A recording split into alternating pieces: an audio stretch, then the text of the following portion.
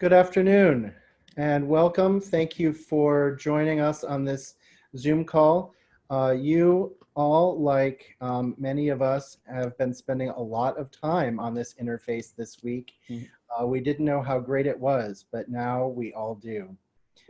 Thanks for inviting us into your homes or your place of refuge, and welcome to ours. Thanks also for being in this moment.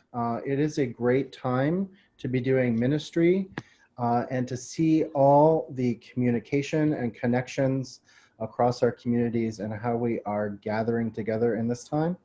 So I appreciate you spending an hour with us and appreciate you in all the ways that you are doing ministry in your communities, keeping ministry alive, keeping your resources coming in, and strengthening your communities while you're doing it.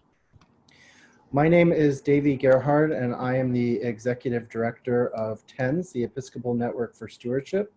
I'm also the Diocese of California Director of Development, and so there's a lot going on in stewardship and resources right now. My role at TENS is what brings me on this call today, and hoping to convene this conversation for folks in congregations that are trying to keep neighborhood ministries running while their communities may be moving to virtual communities for the time being, how to give a few points about our virtual offering plates and how we can keep money coming into our communities, pledges being paid, people being active in our ministry. That's very important to us. And most of all, how we can stay connected not just to each other in our congregations, but also connected to the communities that we serve and the communities that give us a mandate to exist and offer us into their communities so that we can open our doors to them. So this is about keeping us connected and providing some resources.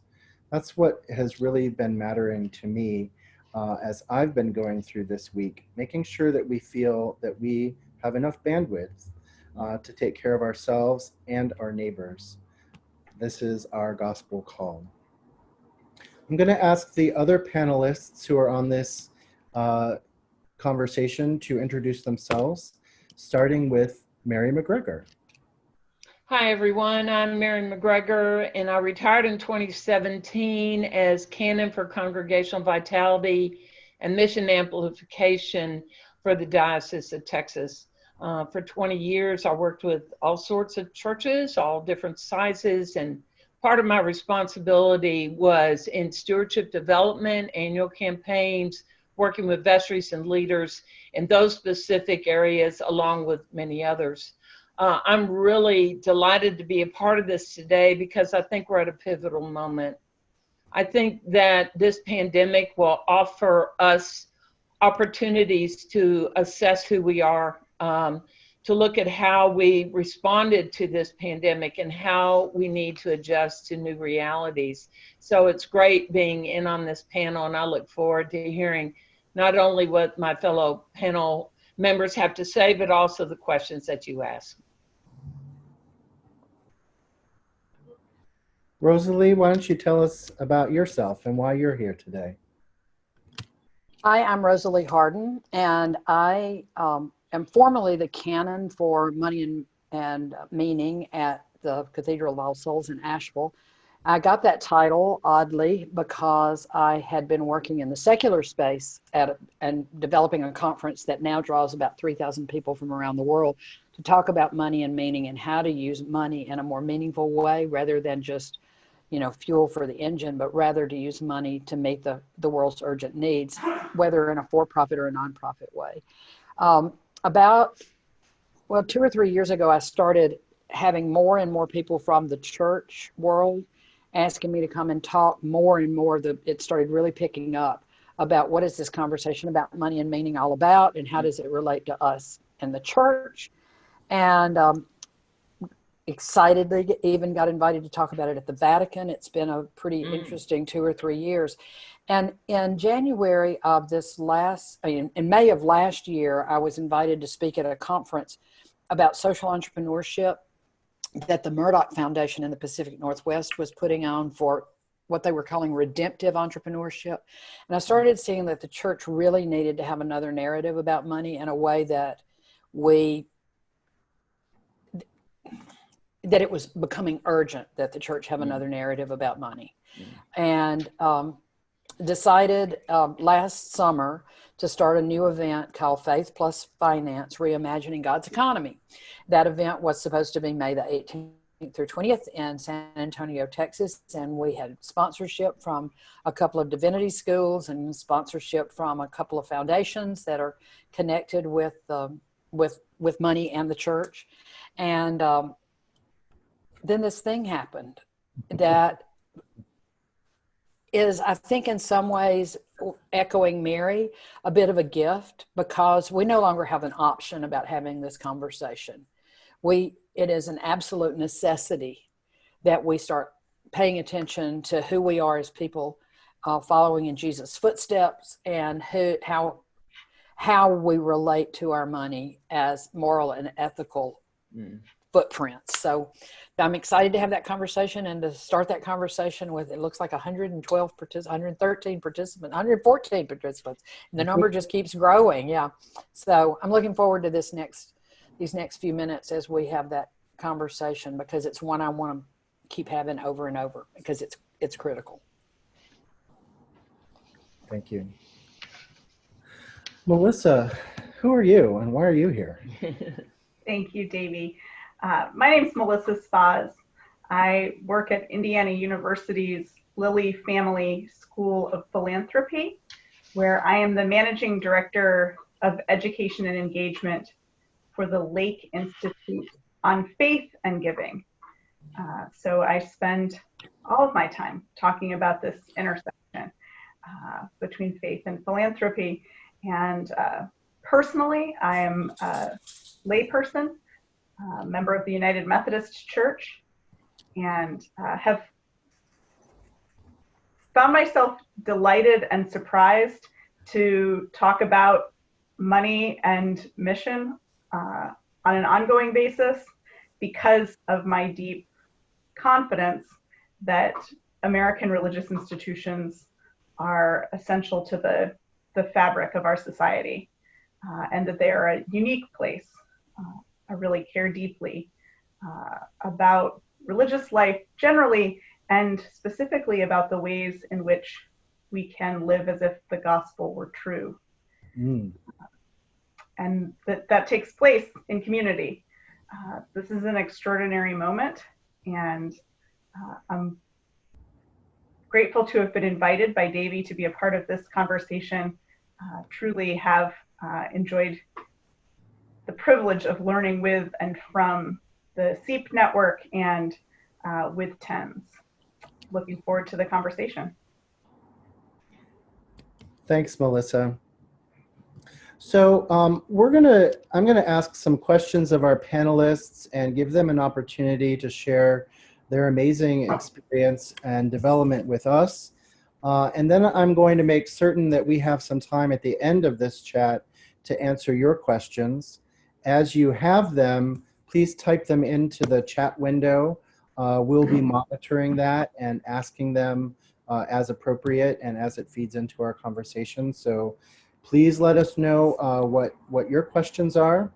And at the end of this conversation, this call will be recorded and it will be posted at some point in the very near future. We'll send out links so that you can access it and replay this in your communities for folks who haven't been able to be here today. But I wanted to start my first question, Melissa, with you. Based on what you said, I love how you call us to live into the gospel. And in fact, the conversation topic or the title for this is Don't Feed the Beast. Talking about the relationship between fear and our response to fear, faith and doubt, and the questions that we have in community. And I wonder, since you were the inspiration of that title for us, if you could talk a little bit more about about our moment to live into the gospel and not feed into our fear. Thank you, Davey. I really appreciate that. One steady theme in the work that I do with religious institutions and the people who lead them, and Lake Institute is intentionally multi-faith and broadly ecumenical, is that we often inherit and absorb the mindset of scarcity from our broad culture. And that there is a charge to be deeply countercultural if we are to operate around faith and giving or around money from a truly religious viewpoint. So in my own location, my own tradition, if I'm going to trust that the upside down nature of the gospel is something to orient my life by, it means that I am called to challenge the narrative of scarcity in our society. Now, the anxiety of this moment is very real. There's material challenge and need, and people who perhaps have not been living in material scarcity will find themselves right up against that margin. And that's something certainly to be mindful of in thinking about individuals, but also in thinking about congregations.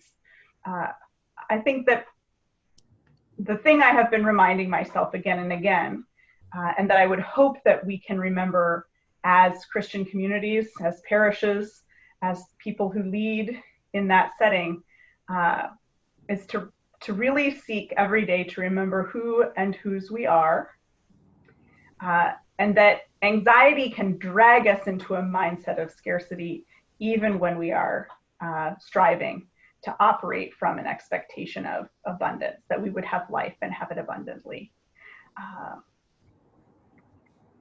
That will not lead us to the creativity that we need for this moment. And I think that there is an opportunity to strive for the mission-mindedness that will allow us to be invitational when we talk about financial resources, stewardship, care for the mission of the congregation, even in a uncharted territory. Thank you. We just had a question from Dan Tootle. Hi, Dan. Thank you for being here. And it relates to what you were just saying, Melissa, about the intersection between parish, mission, and stewardship. And I wonder if you could dig into that, expand a little bit on your conversation there. I think it's a great question. And I think it is a real challenge, especially because I'm well aware that for many of us, we don't live in parishes where there's sufficient reserve to allow us to keep moving as we have been indefinitely. So I think that my hope would be that we can be invitational, and that if there is a stewardship culture already in place that treats generosity as a spiritual gift, something to be celebrated, something to be pursued as discipline, that then there is a way that fundraising is a part of faith formation, stewardship is a part of discipleship. And I think that that feels to most people an appropriate extension of mission of the parish, and a way to invite people to participate meaningfully in the advancement of that mission, even in a moment where things that we have experienced or understood might be upside down. Yeah, upside down is the way it is. Mary, I saw you nodding your head as Melissa was talking there. And in your role as in the Diocese of Texas, you had your share of natural disasters and helping communities recover from hurricanes and other things. I wonder if you could talk a little bit about how parishes quickly can ramp up and serve communities in Sure. time. Well, I think, we absolutely have dealt with some incredible disasters, and we found really after Hurricane Ike in 2008, and after Katrina, actually, when thousands of people moved to Houston. I mean, it was a crisis of just tremendous proportions for our part of the country.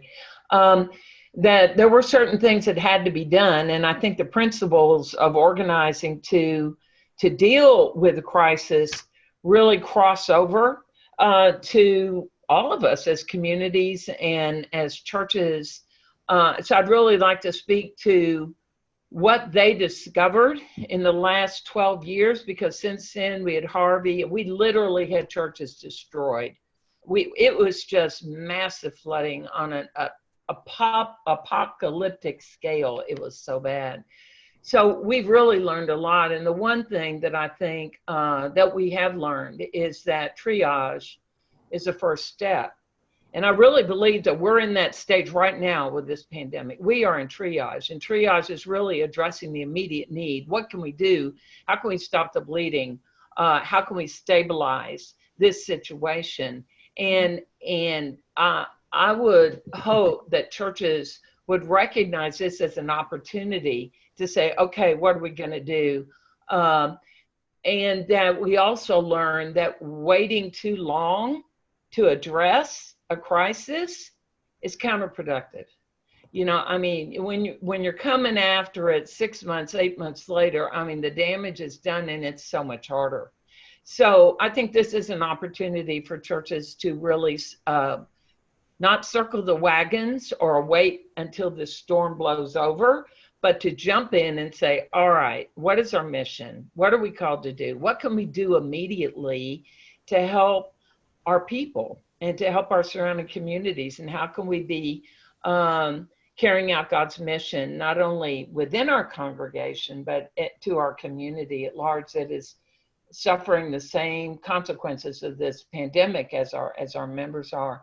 And then really one of the key things, and I think the church does not do a very good job of this, is to really assess what's going on. So after we've stopped the bleeding, we have an opportunity to have ongoing assessment or even post-event assessment. How did we respond in ways of worship? How did we respond in our communication? How did we respond to the needs of our parishioners in our community? How did we reach out to those who were hurting that we had the potential to reach out to? What did we do? How did we manage our finances? And all of these parts of assessment are critical if we think we're going to move forward in healthy ways. It's been my experience that churches often, out of fear or out of complacency or out of whatever reason, are reluctant to really take a good hard look at themselves and to say, all right, how well do we handle that or not handle that? And then to learn from that and to move on.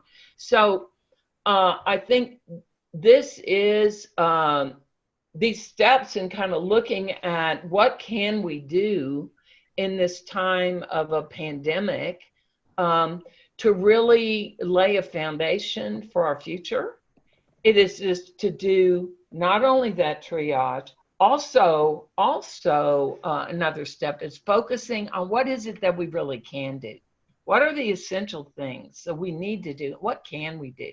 Instead of that we don't have enough, coming out of scarcity, we can't possibly make a difference. No, we can all make a difference. So deciding what can we do? How can we respond in a faithful way to people? And how can we stay in relationship with them? I am watching and looking at churches in my diocese right now, even though I'm retired, I'm very active, how they are responding. And it's across the board. We have churches that aren't doing much of anything, kind of a wait and see and put a link in their website to say, go watch what's happening at the National Cathedral or whatever, and not making that effort to say, there is so much we can do, even if it is taking the energy just to connect with all of our people and figuring out how they're doing. That is like triage. That's like, how are you doing? What's your condition? You know, what what can we do right now to assist you to get through this? So that is something that I think we can all do, is be realistic that this is an opportunity for growth and learning about ourselves, and then just to do the work that leaders are called to do in a time of crisis. This is really important. I think that's such a good point to remember, Mary. You know, right now we are writing the playbook Yes. on how to respond to a pandemic. It has not been written. If it was written, it was written in 1918, and it was a long time ago, and things have changed. We don't know what this is like right now, and what we are doing right now is so important, because I think we're going to see this again, right? We're changing, we're losing arable land, the world is becoming smaller, travel is becoming bigger. We've been waiting for this kind of pandemic and talking about it. It's here, we are writing the playbook. That important step of paying attention now to what we are doing, and later going back, before we just move on and say, woo, we're done. Exactly. Take those steps to write this down for the next generation that has to deal with this, to remember what we did and how we did it, so that the next time we have a playbook. I think that's Can I make just one more comment about that? People remember in a crisis those key moments. They remember when they were at their wits' end and someone came to their rescue. You know, they remember when they felt, where's God? And there the church was, you know, to help them. And long after this is gone, people will be talking about what kind of response they saw from the church. And if nothing else motivates them, I really think the church needs to realize this is a tremendous opportunity to make a difference for the long term. And people will also respond with their pocketbooks. I hate to say that, but if they look back and say, well, my church just waited till the storm blew over, and you know, they kind of had this worship thing online, but we didn't hear from them, nothing happened. We tended to be fearful and to go into behind our closed doors. Boy, that's going to be remembered. And so we really expect, whether we articulate it or not, we expect our churches to be the body of Christ, to respond in such a way that Jesus would have responded. So we've got to ask ourselves, how are we doing that? Beautiful. It's so important right now to remember that, unlike other disasters which strike a region, or, you know, the hurricane comes and then it's gone again, and there may be dangers after the hurricane, but we're in the middle of contagion. So stepping up our own services involves risk to the people who are doing it and to the communities. And so it is a little different space. One of the ways that we respond and can respond is through our gifts of resources. You know, many organizations are looking for their own fundraising in this time. We don't want to stop the flow of services and the flow of money into the systems that are providing support. Your own congregation may be doing things. For example, many of our food pantries are moving from come and get your food to we'll bring it to you, using people with cars that are safe or feel safe in doing that, to deliver groceries from food banks to people who need it, or sending gift cards. You know, we can collect money, we can buy gift cards, we can give them out. There's a low incidence of contagion with that. So things that we can do that still provide those services are really important in this moment. When it comes right down to it, it's all about stewarding. It's stewarding our energy, our resources, what God has entrusted to us with the world. Right. So we got a plug from Brian Sellers Peterson, who reminded us to have congregations link up with Episcopal Relief and Development in this and other disasters as they occur, because there are great resources available, and there are great resources right now that ERD is developing for COVID-19 response.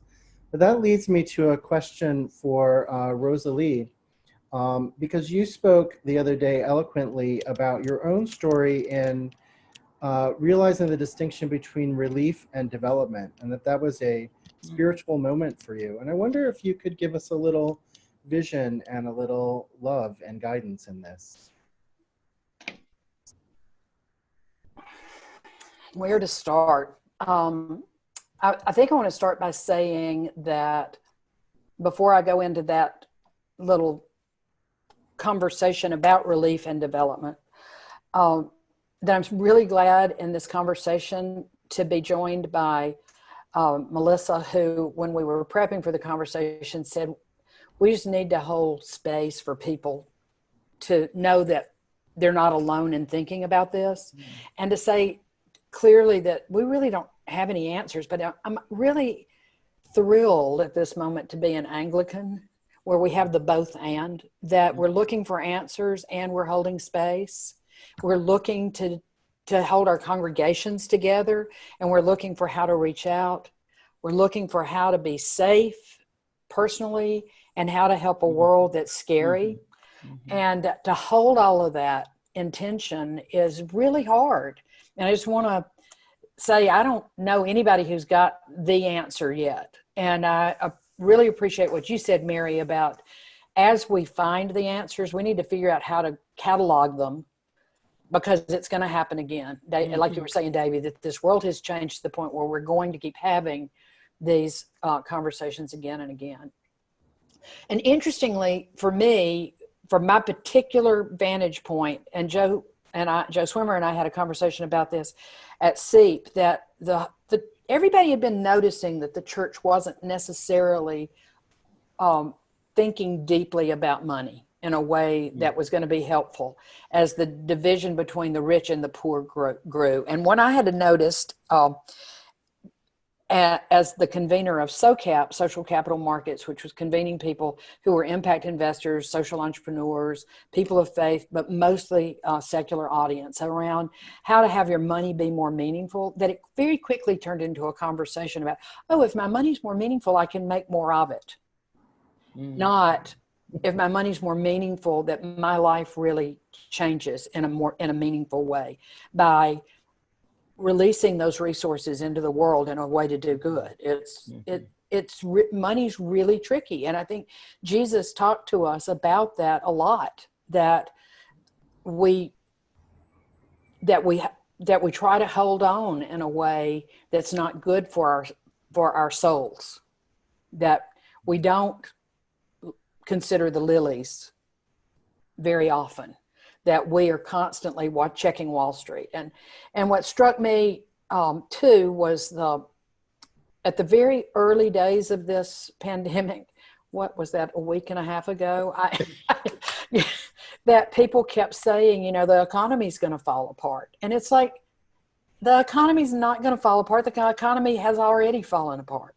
That the upper 2% have everything, and the vast bottom of the pyramid has nothing. And if we don't work hard as people of faith during this crisis, that divide is going to be even bigger.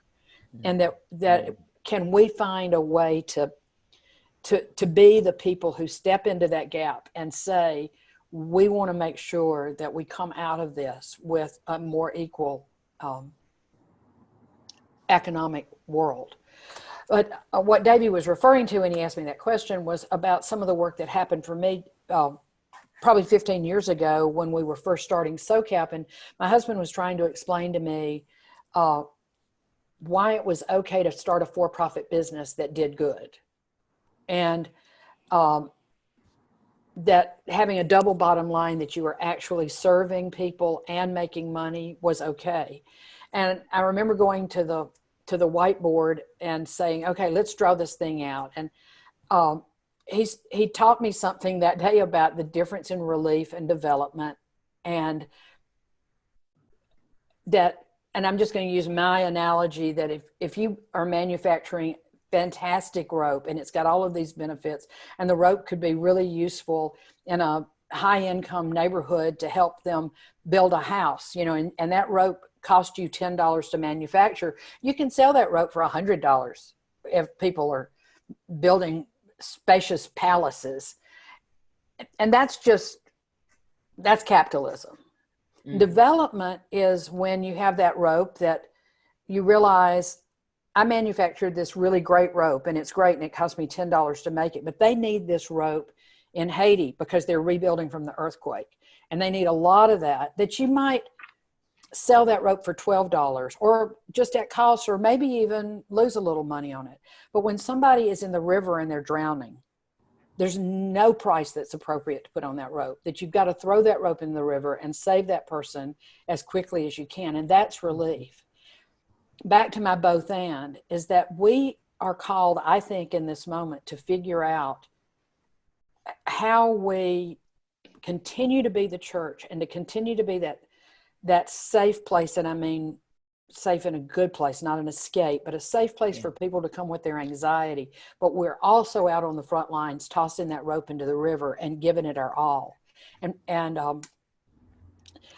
want to echo what Brian said, what you said that Brian was saying is that Episcopal Relief and Development, they understand this and they have a lot of resources to offer us as we think this through.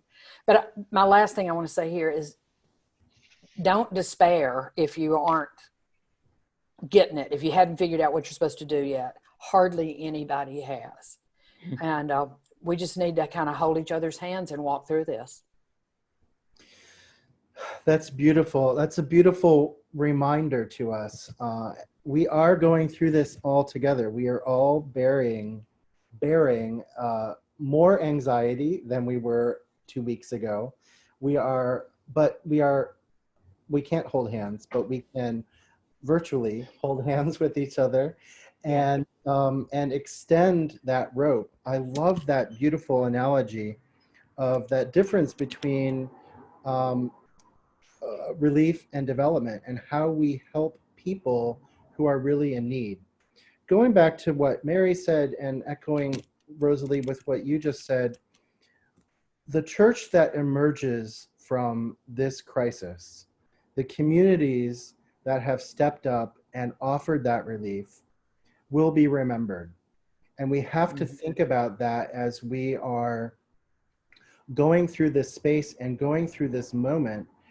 The things that we do and don't do now are going to be remembered by the very neighborhoods that sustain us, that we look to for our members, that we look to for support, that we look to when we have our own times of crises.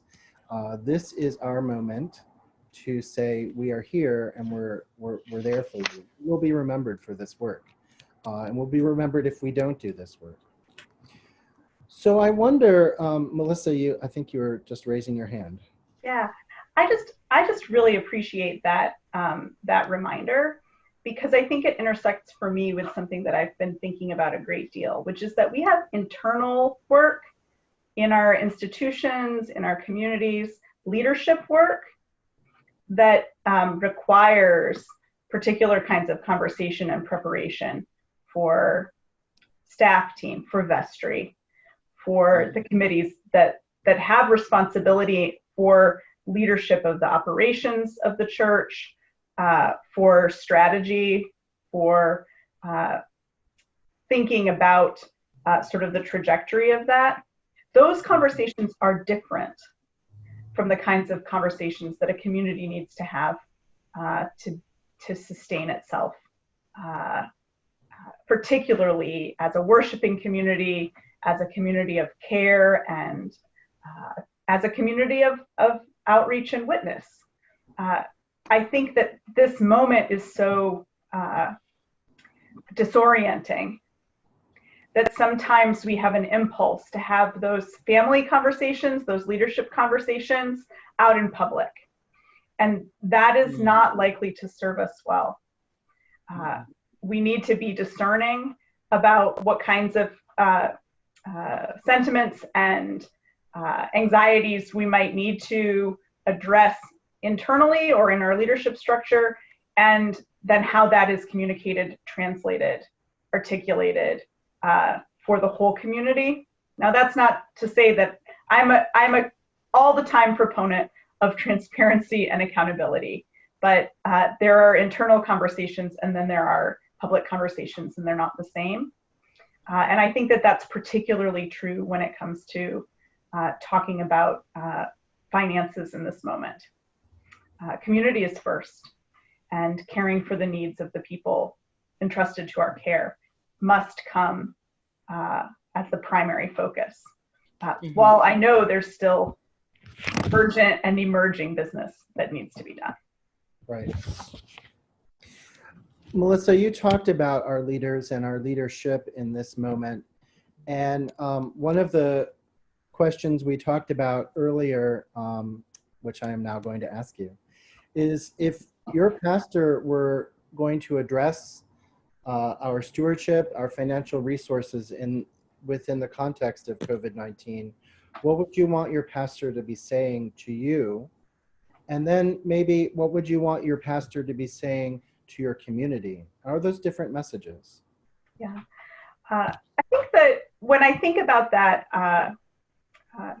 leadership conversation, and I mean that inclusively, because I think that sometimes we talk about leadership and we're talking about clergy, but I think we need to talk about the leadership of parishes, and we need to resource one another so that there is a community for that, carrying that leadership responsibility together. I think we have to ask who needs to be a part of strategic conversation,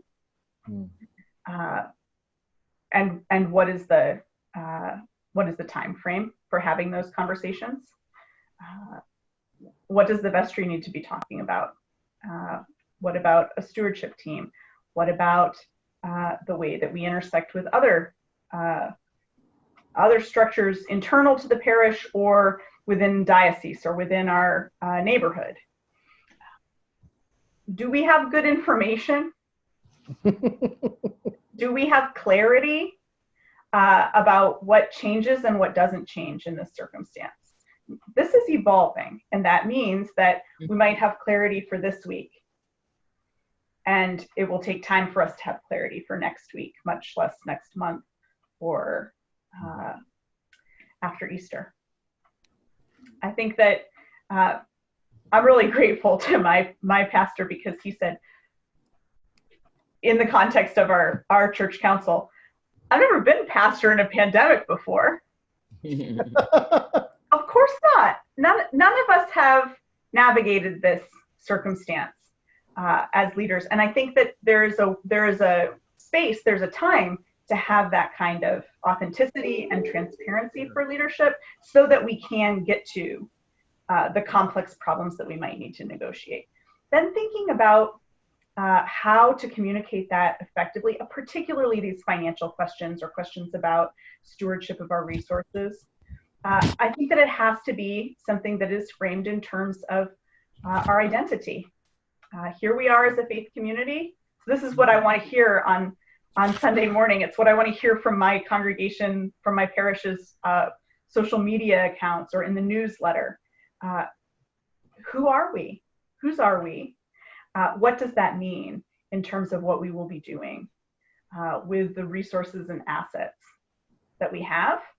And what are the questions and challenges that are emerging? How can I, as a lay person, as someone who wishes to be in the pew, how can I participate? How can I contribute? How can I be connected? This, for me, is actually a place where if we have that kind of invitational theology of stewardship that understands it as part of faith formation, there's an opportunity then to invite that very meaningful participation. Mm-hmm. Particularly at a time when people are grieving for the loss of other communions. We're not at table together.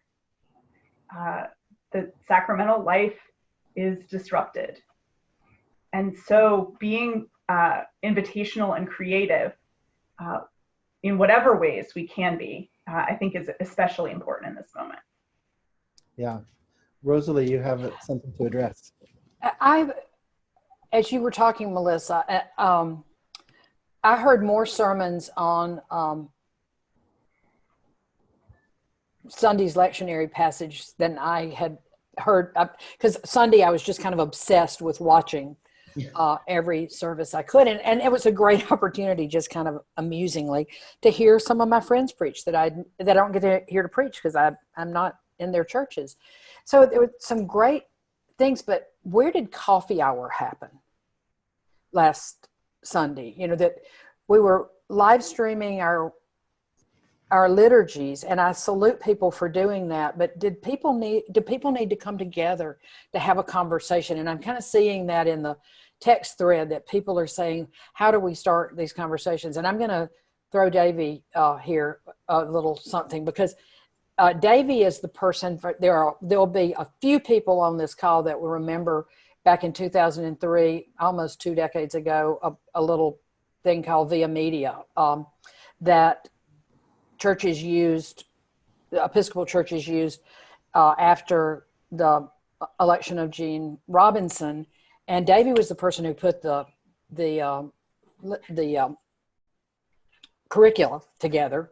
I couldn't remember that word, Davey, curricula, but Davey was the one who did that. And I think that we've got some resources that between the people on this call and a couple of other folks, that we can start putting together some more ideas about how to come online and to have these open conversations, and not just like we're trying to make space for this conversation here to help you make space for the people in your congregations. And I think that I think it could be really important. And I see Bob King saying that they had a coffee hour on Zoom in Lexington, Massachusetts with 33 families. Wow, that's amazing. It kind of gives me chills. Yeah. And you know, Rosa Lee, I really think that there are people who long to have that and don't know how to do it. It is a leadership role to say, we're going to figure this out. It may be messy, but we need to do this because we have to connect with each other. You know, we are the body, and that connection piece is so important to our sense of well-being and our sense of purpose and mission. And if anything, if you haven't gotten the drift yet from me, I am a great proponent of action, even if we make missteps, you know, that we have the courage to say, we're going to figure this out. And bear with us, be patient, but we're going to offer up ways for you as a congregation. And what has always amazed me over the years in congregational development is how many people so gifted and able and who sit in the pews who wait. They wait to be led. And it has always just astounded me, the small percentage of people who step up and say, let me lead this. I have a creative thought. I want to do this, you know, and I don't think we have fostered that empowerment. And so now it's just a great time to look around our congregations and say, who can help us with this? I mean, we as leaders may not have this in our comfort zone, but there are plenty of people who do. And how do we do this? So fostering that relationship through Zoom or any other platform that allows us to be in groups. I know I'm a part of a small women's Bible study. We've got a number of different Bible studies in my church, but I happen to be one of a really pretty small group. And just before I came online today, they were saying, how in the world do you do Zoom? You know, and I'm the one person who has Zoom and use it quite a bit. So I said, I know how to do it. We can do this, you know, as a small group for Bible study. So just empowering people and asking people to help with this so that we can make those connections and be together relationally in community. It's just hugely important right now. Yeah, thank you, Mary. I mean, that's what we're talking about here. There have been a lot of questions coming in on the sidebar here about how we stay connected in these moments. And I certainly want to plug Zoom and Google Hangouts and other places like that that are offering these virtual communities. I heard a really inspirational story from one of our congregations yesterday, where some of the younger folks in the congregation that are digital natives or really know Zoom or other tools well were willing to sit down with other other folks in their congregation who didn't know how to do it. They put together like a 3-step, here's how to download Zoom, here's how to access the controls. And it's made a difference. It's something like that communities are developing these ideas for and creating this for, that is so amazing. And these are the moments of doing this. Virtual coffee hours. My own congregation did a virtual coffee hour after its Sunday live streaming. They got together on Zoom with their cups of coffee and they talked just like you would down in the parish hall, and it was really great. We also have a Wednesday night potluck that's been happening for decades, and it's still happening. People are now gathering their dinner together, and they're getting on Zoom, and they're talking to each other. Wow. We don't want to give up Wednesday nights, right? It was a thing for us. It is a thing. So there are all these ways to do it. Facebook Live is obviously a good way to stream an event. These kinds of forums, Zoom is wonderful. As an individual, you can sign up for Zoom. If you're part of an organization that has it, you have more access to more tools and licenses. It's great. Use these tools. And also post these stories.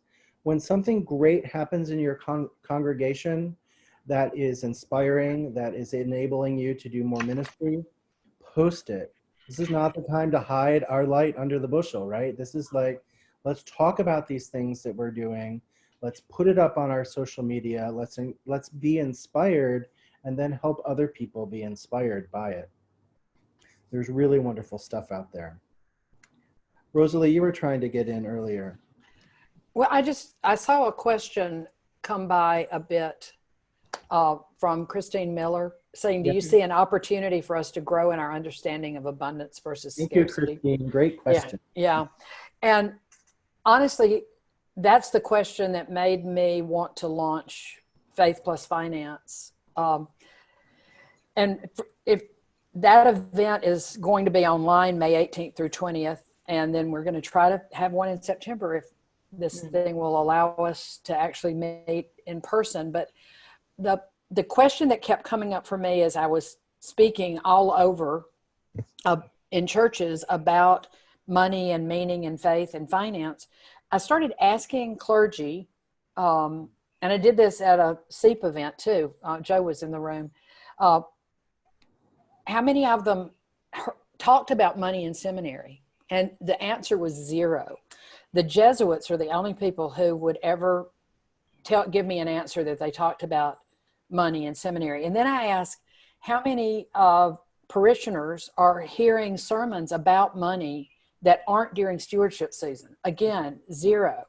How many clergy are preaching sermons about money except in stewardship time? 0. And it just became more and more and more obvious to me that we don't have an economic theology. I think Lake has been working to try to get us to do that work and has been doing some of that work for us. But as the people of God living in this country in particular, we separate our money and our faith miles apart. That money's just this stuff in our pocket that we spend to do stuff with, and we give some of it to the church, but we don't think about where it goes or how it's effective or where it's not effective or where it actually might be going that's making the world worse. And I absolutely, that was a long wind up I absolutely see this as an opportunity for us to grow in our understanding of what money is meant for and how we can use money in a way that enhances the reign of God rather than just is neutral or at worst negative. We've got to step up as leaders to be willing to have conversations among ourselves as clergy, as preachers, with each other, with our congregations about how we use, spend, and understand our money. It can't be a deep, dark secret anymore. Mm-hmm. And it used to be a joke, and it's still a joke, but Episcopalians here, I am convinced that we talked about sex for as long as we did to keep from talking about money. Yep. It's easier. We got to do it. If it's easier to talk about sex than money. I love what Melissa said earlier about stewardship being a part of our discipleship, stewardship formation. I think it's critical. I think it's a fundamental issue. And it's something we have not done well. And it's a great opportunity to begin, especially as people are seeking, I talked to a priest the other day who said he looked up some research, and after pandemics, things of this nature that are so significant, often the church will lose population. And, but he also said is that the people who will come are so searching for God. And so we have an opportunity, not only with our existing congregational members, but with new members to begin to take our discipleship formation and to integrate the entire theology of stewardship as holistic, as fundamental. It's not just about money, it's about everything. And we've got a great opportunity to do that. And my prayer and my hope is that the church will begin to recognize, not be afraid of doing this and not just associate it with money, but to really take on the theology of stewardship and integrate it in our language and how we talk about stewardship in our churches. It should be an everyday word. It really should be, as we refer to how we steward what God has entrusted us with. So anyway, I look forward to us really taking advantage of this opportunity in new ways. Yeah, I'm excited about the church that emerges from this and the communities that successfully navigate this, who we will be and how we will be with each other. And time is now. Yeah. Our neighborhoods need our efforts now. We're putting these plans in place, and we're not going to be perfect. Mary, I think it was you that reminded us that we can make some mistakes in how we do this, but we need to recover from them quickly. Mm-hmm. But getting it out, there's no plan that is going to be perfect. There's no plan that's going to have every contingency thought through. As long as we are caring for ourselves and for our community and not putting anyone in harm's way, we are doing some good work here.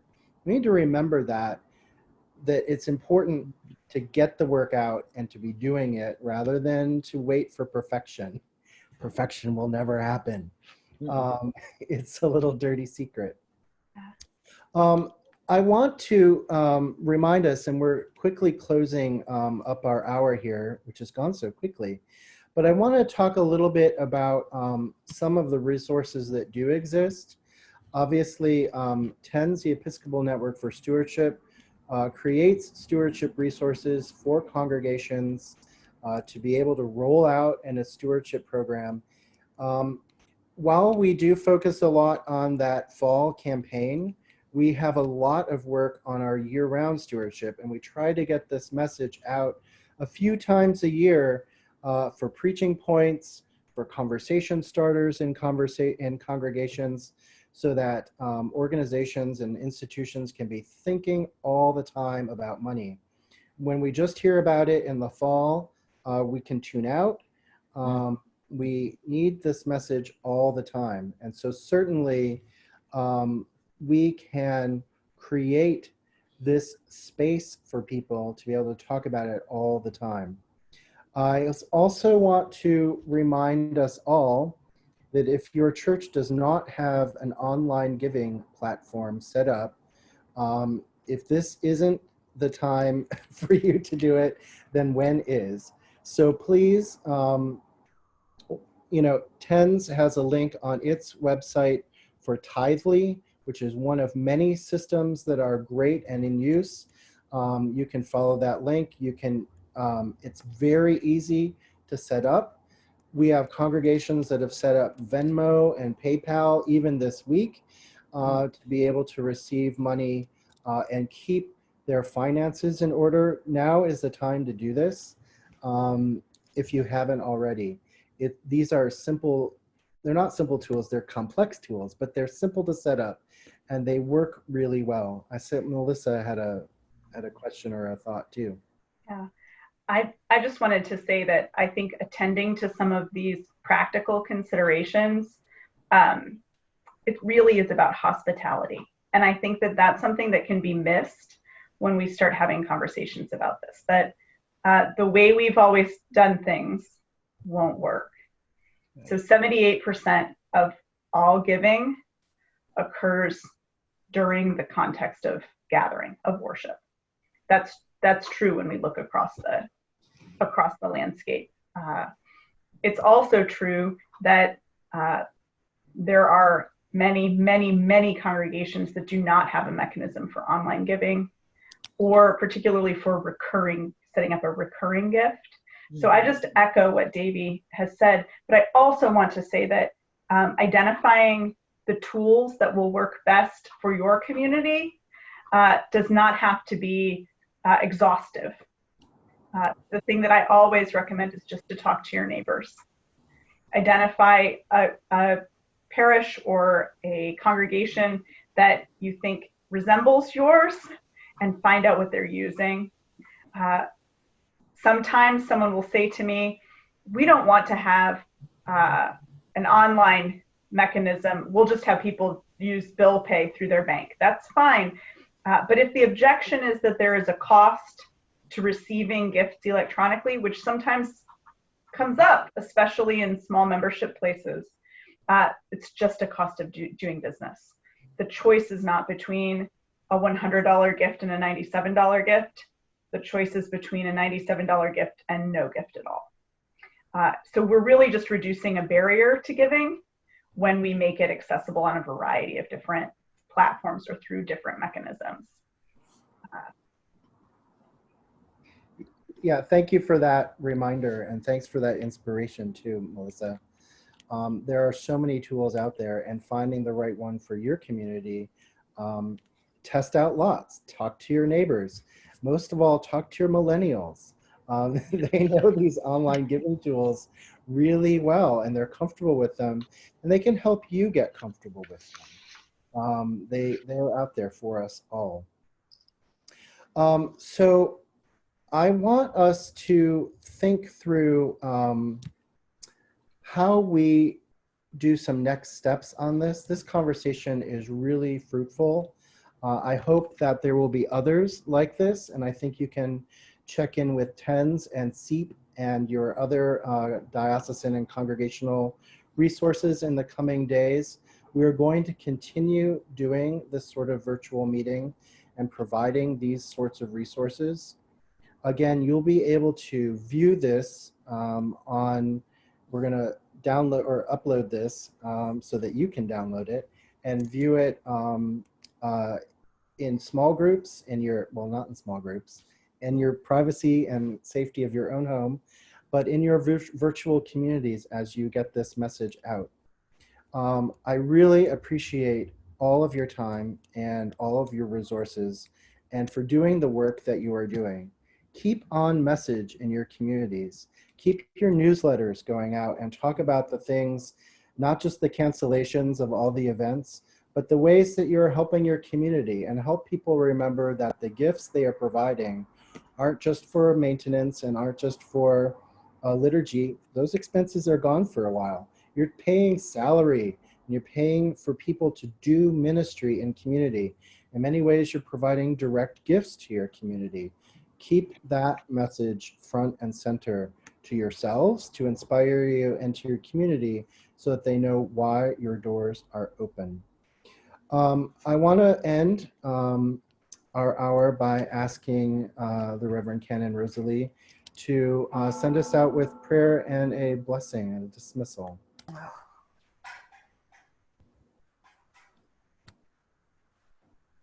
Let us pray.